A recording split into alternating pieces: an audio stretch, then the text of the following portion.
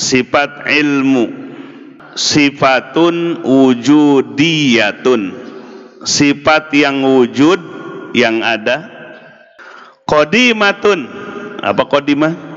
Yang tidak ada permulaannya. Qaimatun, yang melekat, yang berdiri sifat itu bizatihi ta'ala, pada zat Allah subhanahu wa ta'ala. Nah, sifat ilmu ini ta'aluknya kepada yang tiga. Pertama, ma yashmalu al-wajibat, kepada yang wajib bagi Allah. Yang kedua, wal mustahilat, ta'aluknya sifat ilmu kepada yang mustahil bagi Allah.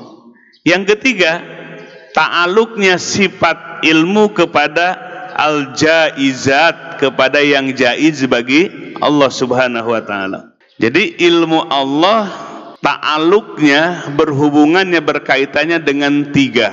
Yang wajib bagi Allah, yang mustahil bagi Allah, dan yang jaiz bagi Allah subhanahu wa ta'ala. Itu ilmunya Allah, pengetahuannya Allah. Artinya ilmu Allah ya, kepada ta'aluk kepada yang sifat yang wajib, di mana Allah yang mengajarkan kepada kita hal-hal yang wajib bagi Allah subhanahu wa ta'ala. Apa yang wajib bagi Allah? Itu sifat 20 itu. Sifat ummahatus sifat, induknya sifat. Allah mengajarkan wujud, Allah mengajarkan qidam, Allah mengajarkan baqa. Yang mustahil, Allah juga mengetahuinya. Seperti yang mustahil itu adanya syarik, adanya andad, adanya yang menyerupai bagi Allah subhanahu wa ta'ala.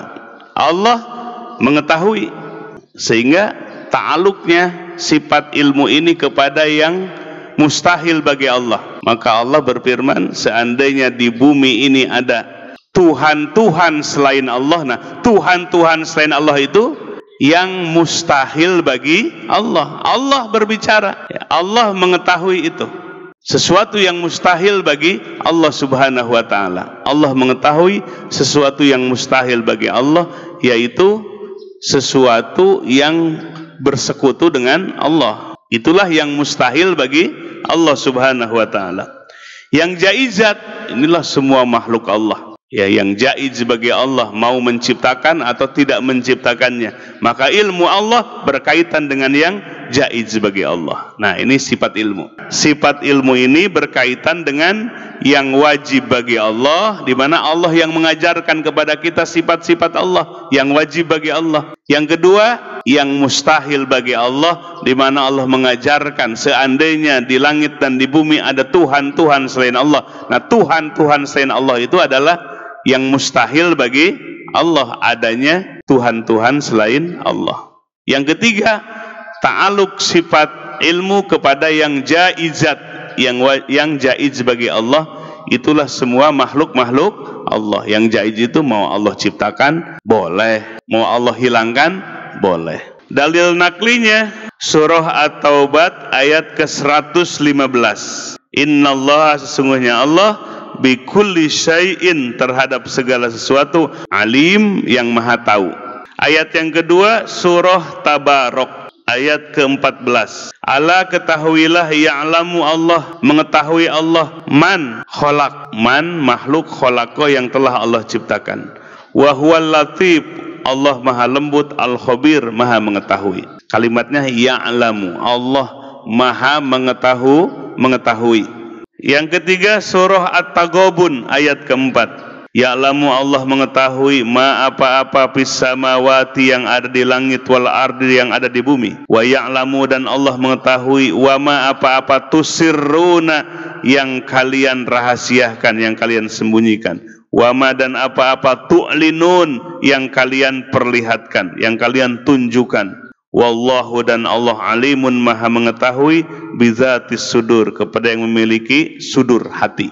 Nah, itu sifat ilmu dengan dalil naklinya. Jadi Allah mengetahui. Nah, maka ini ilmu Allah itu kalau ditulis ada di Lauhil Mahfud.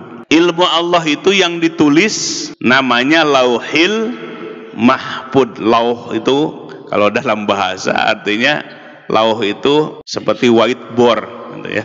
Kalau sekarang ya, makanya bisa berkembang tafsirnya. Mahfud yang terjaga, di mana semua makhluk tertulis dalam Lauhil Mahfud. Apa yang akan terjadi sudah ada di Lauhil Mahfud, atau disebut juga Kitabim Mubin, ya, kitab yang nyata, atau Lauhil Mahfud. Jadi Lauhil Mahfud itu ilmu Allah, di mana ilmu Allah itu mengetahui apa yang terjadi ke depan sampai nggak ada batasnya.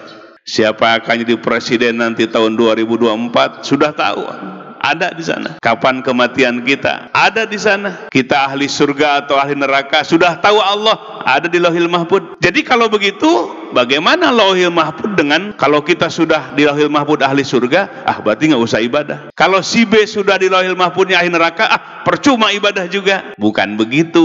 Lauhil Mahfud itu ilmunya Allah, bukan memaksa kita. Beda nggak? Ilmunya Allah, bukan Lauhil Mahfud itu memaksa kita, menggiring kita. Tapi Lauhil Mahfud itu ilmunya Allah yang tidak terbatas, ilmunya Allah yang sempurna. Beda sekali, jauh sekali dengan ilmu kita. Ilmu kita belajar baru tahu, lupa lagi, hilang lagi ilmunya. Nggak belajar, nggak tahu sama sekali. Sangat-sangat terbatas ilmu kita. Maka Allah berfirman, wa ma utitum minal ilmi illa qalila. Tidaklah kalian diberi ilmu kecuali secuil. Qalila, sedikit sekali.